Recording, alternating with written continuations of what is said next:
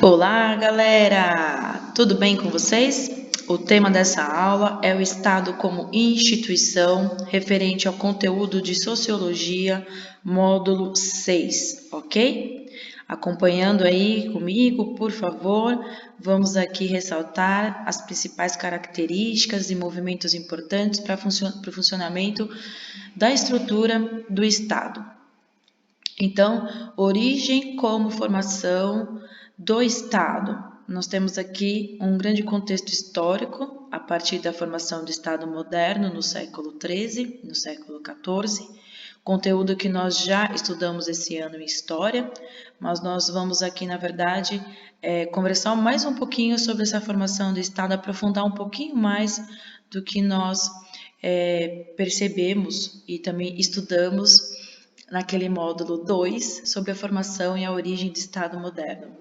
Então, aqui eu coloquei para vocês o funcionamento da estrutura política, o que seria essa estrutura política, esse funcionamento. Então, alguns pontos importantes aqui: participação política como alistamento eleitoral, escolha de representantes, democracia indireta representativa, no caso principalmente da estrutura de funcionamento da política brasileira, deputados em Assembleia Constituinte, que são responsáveis por fazer a Constituição, Estado como instituição permanente e governo transitório, divisão de poderes executivo, judiciário e legislativo, modelos federativo ou unitário. Essas são as formas de Estado, de estrutura política contemporânea. Dilemas da democracia na época atual. Representatividade no parlamento é uma questão social, como que nós podemos ter uma aderência maior das diversas minorias representadas no nosso parlamento. E as formas, principalmente, do processo eleitoral: eleições majoritárias e eleições proporcionais. Eleições majoritárias, ela é categoricamente constituída pelo Poder Executivo, nomeação de presidente, governador ou prefeito, e as eleições proporcionais estão ligadas diretamente ao Senado e à Câmara dos Deputados. Essas relações de poder. Como é que a gente estabelece essas relações de poder? A partir da centralização da administração do Estado. Controle social, agentes sociais, valores sociais, tudo isso se integrando em duas variáveis.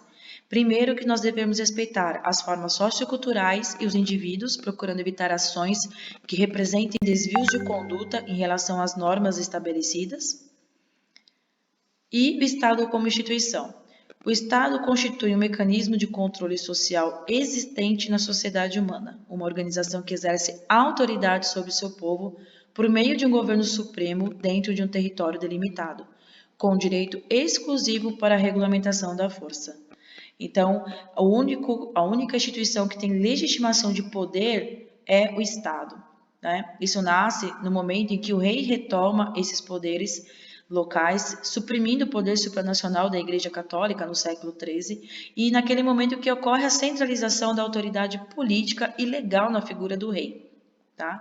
Então, essa formação, é lógico que se a gente for no contexto histórico, nós vamos desde o Ciro o Grande, lá no Império Persa, quando ele institui o Estado dele, né, baseado com direitos civis e direitos sociais, mas quem centraliza a administração é a monarquia absolutista na Idade Moderna. Então, ele é o único que tem essa legitimação, e sob a autoridade política e legal do rei, que se confunde com a figura do Estado, a gente tem aí uma nova classe social também que ajuda nesse processo, nessa formação do Estado, que são os burgueses, que naquele momento se aliaram ao príncipe, resultando em um esforço para unificar principalmente a parte econômica e a parte centralizadora do seu Estado, do seu governo. Então, naquele momento, forma um princípio de territorialidade, no qual a autoridade territorial ela é centralizada por esse príncipe, e nesse momento forma-se até uma impessoalidade do mando político, porque a ideia de soberano, né, acaba se confundindo com a própria figura do Estado, ok? Então, além de tudo isso que foi constituído lá, ele tem por função supervisionar os aspectos exteriores da vida social. Só o Estado possui autoridade como poder legítimo para regulamentar o uso da força, manipulação física e execução dos indivíduos. Nesse caso, a polícia militar, a polícia civil, ela é essa força legitimada de coerção física em cima de nós, indivíduos civis. Então, em geral, os governos afirmam ser legítimos ou pretendem alcançar ou manter a legitimidade. O Estado, então, ele não é nada mais, nada menos do que uma nação politicamente organizada. Inclui o governo e os governados, abrangendo todas as pessoas dentro de um território definido, como membros de um governo, soberanos, cidadãos ou súditos, independente da classificação e da caracterização de acordo com a época. Na verdade, são todas ações que, em geral, as pessoas são controladas por esse Estado. Então, aqui, classificando para vocês a diferenciação de um de outro, nação, ela é uma realidade que pertence ao mundo cultural, grupo social que tem desenvolvido ao máximo a consciência de sua unidade por meio das ideias ou aspirações comuns. Nesse caso, nação, ela é culturalmente definida por idioma, religião e aparência física, né? Cor de pele, olhos, boca, né? A fisionomia física mesmo. Então, a nação é um aspecto muito mais identitário no sentido de sociocultural. Depois tem o Estado, que é a realidade que pertence ao mundo político e não à questão criteriosa cultural do povo. Então, o Estado é definido por um povo, um grupo de pessoas agindo em conjunto para o mesmo fim, e território, o habitat que atua o povo. Tem uma ordem jurídica constituída, que é um sistema adequado de leis para reger a atividade desse povo, e a gente sabe que historicamente, a ordem jurídica ela foi constituída desde sempre, desde lá do Egito Antigo. Então, é necessário leis, normas e regras que vão preservar as relações dentro daquele Estado. E uma autoridade social, que é a autoridade comum feita para expressar a vontade comum, que no nosso caso é o nosso presidente. A nação é a realidade antes do Estado. Então, primeiro surge a nação, para depois se condensar, se afirmar a formação do Estado. Ela prepara o advento da ordem estatal. Portanto, o Estado é a nação politicamente organizada. Falando aqui sobre a caracterização da sociedade moderna, qual é a finalidade do Estado enquanto sociedade moderna, ok? E aí, sociedade moderna, a gente vai aqui principalmente começar a partir da formação do Estado moderno, a partir do século XIV para frente. Qual é a função desse Estado? Garantir a soberania. O direito de cada Estado tem de manter o seu próprio governo, elaborar suas próprias leis e de administrar os negócios públicos, manter a sua ordem interna, a sua segurança externa, a integridade territorial e o poder de decisão. Dado o seu legítimo monopólio da força, o governo evidentemente detém o poder supremo na sociedade. Outra garantia do Estado, manter a ordem. O único que se encontra investido do poder coercitivo, proibindo uma série de atos ou obrigando os cidadãos a agir de uma ou de outra maneira, através das leis ou da força física.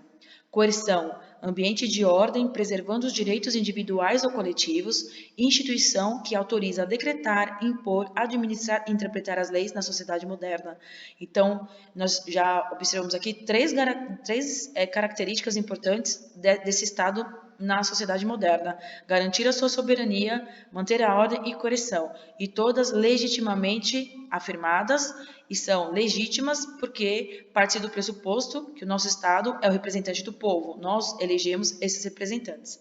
E promover o bem-estar social, que isso é uma discussão que vem pós Segunda Guerra Mundial, diante da crise do Holocausto e dos direitos humanos, proporcionar à população uma ordem interna e externa, paz e respeito às leis, promovendo a justiça, meios suficientes de atender às necessidades humanas como física, moral, espiritual, psicológica e cultural, mantendo a ordem social através das leis existentes ou redigindo novas, reajustando a própria ordem. Então, direito civil, direito político, direito social é uma sequência de direitos que foram conquistadas ao longo da história. Desde então o Império Persa até o Império Romano, até a Grécia, a gente entra lá no Estado moderno, Revolução Francesa, crítica ao Iluminismo, Segunda Guerra Mundial, Estado do Bem-Estar Social. Então, esses direitos foram adquiridos através de muitas lutas e hoje ele está instituído na maioria das constituições do mundo, que no nosso caso fica no artigo 5º da Constituição sobre direitos sociais, todos os direitos que engloba inevitavelmente os direitos humanos, o direito à própria vida, né? Agora, dizer o quanto isso é usufruído dentro de um contexto mundial é um outro caso que realmente nós devemos estudar à parte, ok? Bom, para promover esse bem comum, o Estado desenvolve funções que vão aumentando à medida que as sociedades se tornam mais complexas, porque o bem comum é prover tudo o que é necessário para a vida das pessoas dentro do espaço público, principalmente, e não do espaço privado. Então, o governo moderno, portanto, não só regula, protege e controla os cidadãos, como também auxilia, apoia e guia, ensina e informa de acordo com o consenso ideológico básico da sociedade. Então, essa sociedade ela tem uma ideologia que ela defende, que ela luta, que ela briga, e a partir desse contexto ideológico, desse movimento que é trazido para dentro de uma cultura, para dentro de uma nação, é onde o Estado vai prover o que é esse bem comum maior, o que é realmente importante desse bem comum para a sociedade em que ele vive. Características do Estado moderno, então, na sua formação: centralização administrativa, o rei passou a controlar todas as decisões importantes do Estado. A soberania do rei ela não é questionada, e para isso tem diversas teorias que vão organizar esse processo soberano do rei. Tudo bem? Burocracia, o rei era auxiliado na administração do Estado por um amplo funcionalismo, e aí depois a gente até vai para o Max Weber, a importância da burocracia. Então nós temos um Estado, num primeiro momento, patrimonialista, depois nós temos um Estado burocrático e depois nós temos um Estado gerencial. Então o Estado ele vai se alternando através do processo histórico e na necessidade desse povo. O Exército Nacional é importante, toda nação precisa ter um exército para proteger o seu território. As fronteiras, teoricamente, fronteira é um contexto político. Quem inventou a fronteira foram os homens, certo? Fronteira até então não existia. Então, isso é uma delimitação do Estado moderno, ela foi construída, ela foi afirmada por acordos diplomáticos. O que é um espaço território de um Estado? Delimitação fronteiriça, tributação, é necessário uma tributação para sustentar a administração desse Estado. Exercício da violência, somente o Estado tem esse poder legitimado, ele pode usar, então, da sua força para colocar as rédeas na população, e são rédeas que estão diretamente ligadas ao contexto cultural. Uniformização do sistema de pesos e medidas visava facilitar as trocas comerciais, favorecendo o desenvolvimento econômico estatal, e uniformização linguística. Então, é importante para aquele Estado falar o mesmo idioma, porque isso traz uma identidade de nacionalidade, e nacionalidade é um contexto político que nasce justamente na formação do Estado moderno. Falando aqui de ideologia, embora a gente já saiba que passou um capítulo falando sobre esse contexto, a ideologia ela é importante para esse povo, para essa nação, porque é a partir dele que advém então todas as formas de governo. Então a ideologia como visão de mundo ligada aos interesses de um grupo ou Estado claramente determinado na sociedade, atuando como mola propulsora para a ação conservadora, manutenção do seu status quo, ou a inovadora transformação fundamentou e justificou na história da humanidade várias formas de sociedade e de seu sistema de poder político. Então, a ideologia ela é de extrema relevância para a formação até mesmo da estrutura desse Estado. Os modelos sociopolíticos mais destacados são o Estado do regime autocrático, que é o absolutismo, o Estado liberal, fundamentado no contrato social, liberalismo, que nasceu, diretamente com os movimentos, com o movimento iluminista no século XVI, e que nós estamos nesse momento estudando história, o Estado totalitário, fascismo e nazismo, que condensa o período do entreguerras até 1939, e o Estado baseado na dialética do socialismo e do comunismo, que parte aqui como ponto início a Revolução Russa em 1917. Então, exemplo aqui, eu coloquei um dessas estruturas, desses modelos sociopolíticos, eu escolhi o monarquismo. Então, o monarquismo é o fundamento ideológico. O monarquismo é a estrutura de governo do Estado. E qual é o fundamento ideológico da legitimidade do rei? Nós temos aqui o fundamento, um deles, a origem divina, deriva de Deus a sua autoridade. Nós temos o Thomas Hobbes, que fala sobre o homem não é sociável para a sua própria natureza, a razão que o leva a formar a sociedade de que deverá manter a paz entre os homens combativos. Então, é necessário a administração de um rei, onde esse rei vai colocar a ordem na sociedade, porque o homem por si só ele não consegue se controlar. Robert Filmer, submissão à autoridade patriarcal do rei como essência do dever político do cidadão. O rei, pai e Estado, família. Então, o rei ele se confunde com a figura de um pai e ele se confunde também com essa manutenção, com essa administração do Estado. Assim, o poder absoluto do rei deriva da outorga de todos os seus súditos e o poder religioso deve estar contidos em uma só mão, a do soberano, o absolutismo moderno e os aspectos burocráticos. Então, aqui eu coloquei para vocês formas de sistema político. Nós sabemos que tem, como eu já já passei aqui para vocês sobre o desenrolar desse movimento das estruturas políticos administrativas e na questão da ideologia, a gente tem algumas perspectivas sobre essa organização do Estado. Então, como eu perpassei aqui, mas a gente vai falar um pouquinho mais disso também, a gente tem, então, a formação do Estado liberal, que acaba defendendo o princípio da democracia representativa e também defende os direitos políticos, os direitos civis. Nós tem o Estado do bem-estar social, que defende também o princípio de democracia representativa, garantia de alguns direitos, mas, diferentemente do Estado liberal, esse Estado do bem-estar social, ou como a gente pode chamar de Estado de welfare state, ele assume uma maior responsabilidade com os cidadãos, na verdade, que significa seus direitos sociais, que é prover políticas afirmativas, Então, o Estado ele promove mais direitos sociais. O Estado socialista, que ele surge com a Revolução Russa em 1917, como eu disse, é elaborado como estágio transitório para a implantação do comunismo, e está, na verdade, na vanguarda desse Estado socialista, nós temos quem? Os trabalhadores, ok?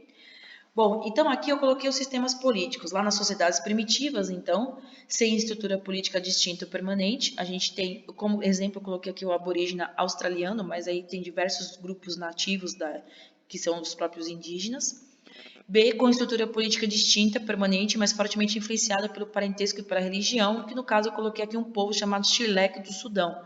Então, são sociedades primitivas, que você vê que tem a formação de um Estado, mas não tem governo. O governo propriamente dito que seria a alma do Estado na sua administração. Nós temos aqui um exemplo, a cidade-estado na Antiguidade, Atenas e Esparta, na Idade Média, Gênova e Pisa também, formação de cidades-estados. Império baseados em cidades-estados, o Império Carolíngio. Os estados feudais, França e Inglaterra medieval. A gente está vendo uma construção histórica, ok? Os estados asiáticos com burocracia centralizada, como a China imperial, que é até hoje assim, certo? Ainda é uma burocracia centralizada, só que de uma forma, numa ideologia comunista.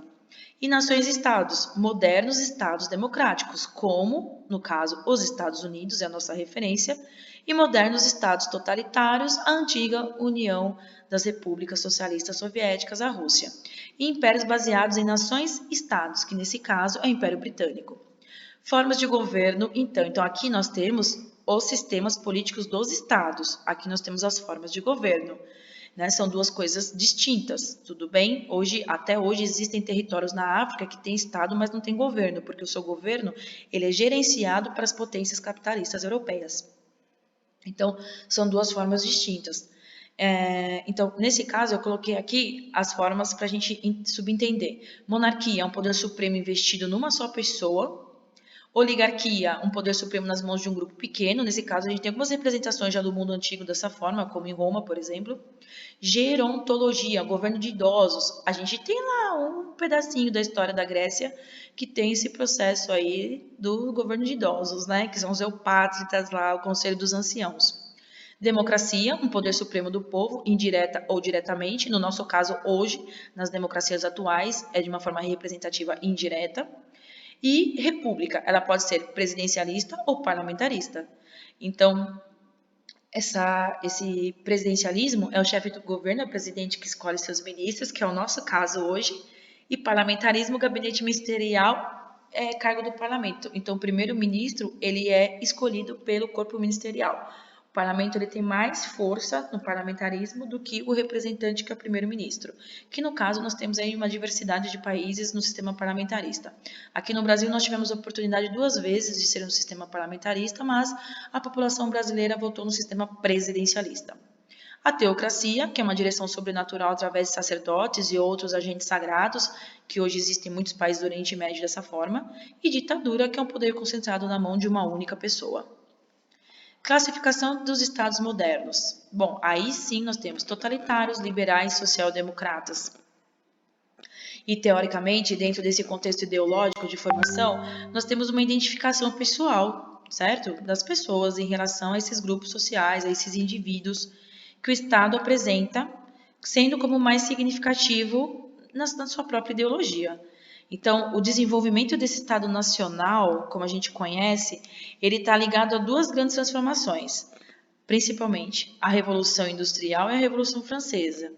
a partir desses dois grandes movimentos de capital e de processo de direito político, alterou profundamente todas as transformações sociais que a gente pudesse entender até o momento, desde o Império Romano.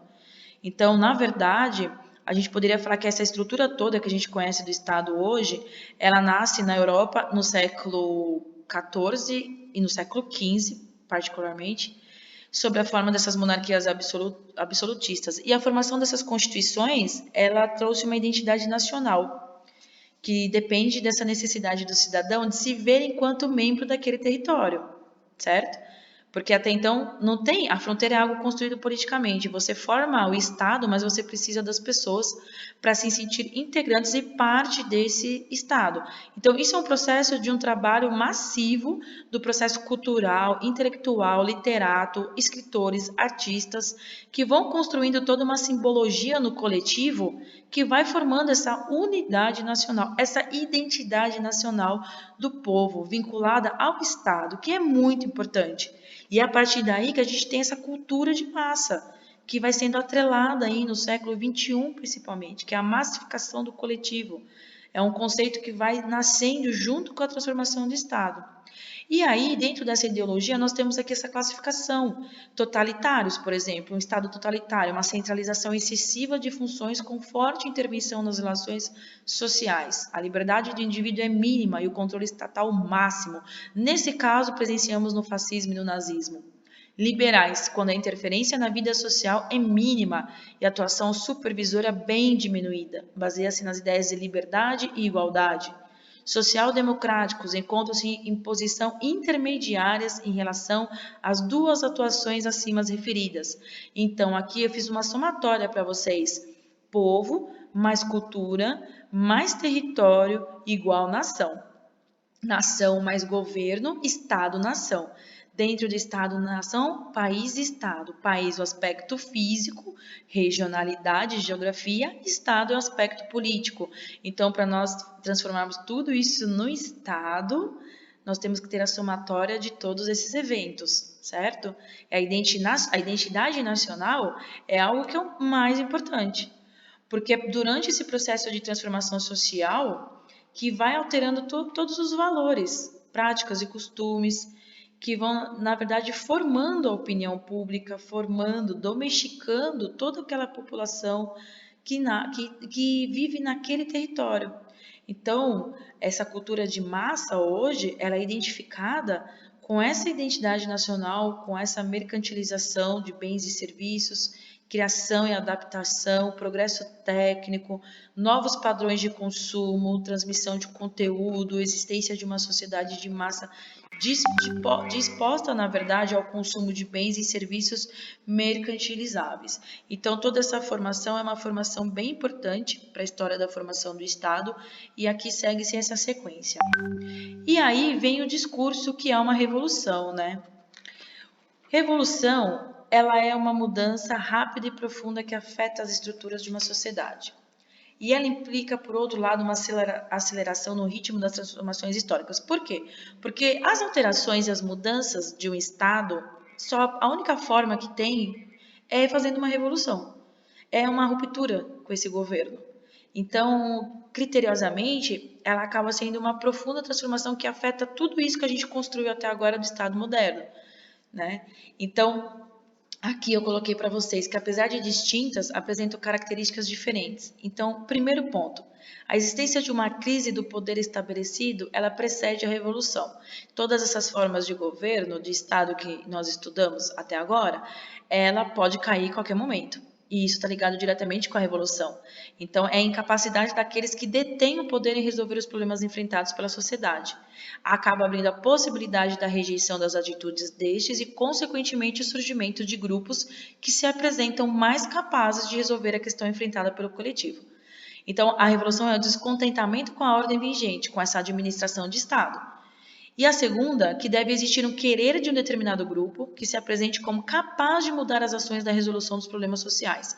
Caso não se apresente nenhum grupo capaz de arrebatar a insatisfação social, pode ocorrer uma reacomodação do poder. Então, tudo isso são os eventos que nós percebemos desde o Império Romano. Então, grupos distintos ou com formas distintas de oposição ao Estado vigente, se colocando no fronte mesmo, em oposição a determinados governos que, na verdade, não estão atendendo a demandas dos direitos sociais, dos direitos políticos e dos direitos civis. Então, aqui tem uma reflexão, que essa revolução ela pode ser uma troca de soberania, no sentido conservador, ela pode ser um momento inovador, porque ela troca a estrutura total do governo, ou um novo ordenamento, que é uma centralização e punição. Então, dessa forma, né, de acordo com essa alteração, com essa ruptura, a gente tem aqui uma questão que é uma reflexão para todos nós, que pode gerar o totalitarismo, porque é vetada as manifestações e uma ausência de debates de pluralidade de ideias e legitimação do uso da violência e uso de símbolos. Por quê? Porque toda revolução, quando se instaura um novo poder nesse Estado, esse poder, criteriosamente, ele tem que se tornar o quê? Conservador. Para quê? Para a manutenção do próprio poder desse governo. Então, a gente fala que isso é uma modernização conservadora. Modelos de administração. Então, a gente tem o modelo patrimonialista, que é o clientelismo, que é o coronelismo, que é a sem distinção de patrimônio, monarca e Estado, é tudo uma coisa só, e isso é uma política de favores, tá? É uma política que tem um mecanismo muito interligado, fraudulento, o sistema fraudulento, de uma sistematização, de manutenção desse Estado. A gente tem um modelo burocrático, que aí entra o sistema corporativista, que nasce com o fascismo, principalmente, que separa o Estado do patrimônio privado e que, nesse caso, torna o Estado burocrático para evitar principalmente crises fraudulentas e corrupção, e o modelo gerencial, que é uma nova visão, na verdade, uma mudança de paradigma, que é o gerenciamento de empresas privadas, que hoje, nessa cultura de massa, nessa identidade de ideologia de massa, veio com a globalização a partir da década de 90, principalmente aqui no Brasil. Então, é o modelo gerencial quando você passa as administrações públicas para o projeto privado administrar. Então, a estrutura de poder executivo, a sua missão é a coordenação e implementação das políticas públicas, nesse caso, do nosso presidente, do nosso prefeito e do nosso governador. Aqui, por referência, no Brasil, esse período do modelo burocrático de Estado, ele nasceu em 1930 a 1945, perpassou pelo governo militar. Com a reforma do governo do Collor, nós entramos no modelo gerencial, reforma Bresser e Pereira dentro do governo, principalmente depois Fernando Henrique Cardoso, e a reforma com Lula e Dilma. Então, foi a abertura em que se deu desse modelo burocrático, e aí nós temos algumas eventualidades desse modelo burocrático na história do Brasil. 1936, a partir então da conduta da reforma executiva de Getúlio Vargas, 1938, o DASP, 1954, o COSB, 1967, o COMESTRA e 1990, o modelo gerencial. Tudo a partir de um modelo burocrático e trazendo hoje para uma grande, vamos dizer assim, um grande paradigma e uma grande discussão do que realmente é a função do Estado. É só realmente preservar e fazer a manutenção da lei ou realmente administrar pelo viés privado, né? Porque quando nós administramos muitos do que é o bem público pelas empresas privadas, nós perdemos realmente o que é esse bem comum, o que seria realmente a função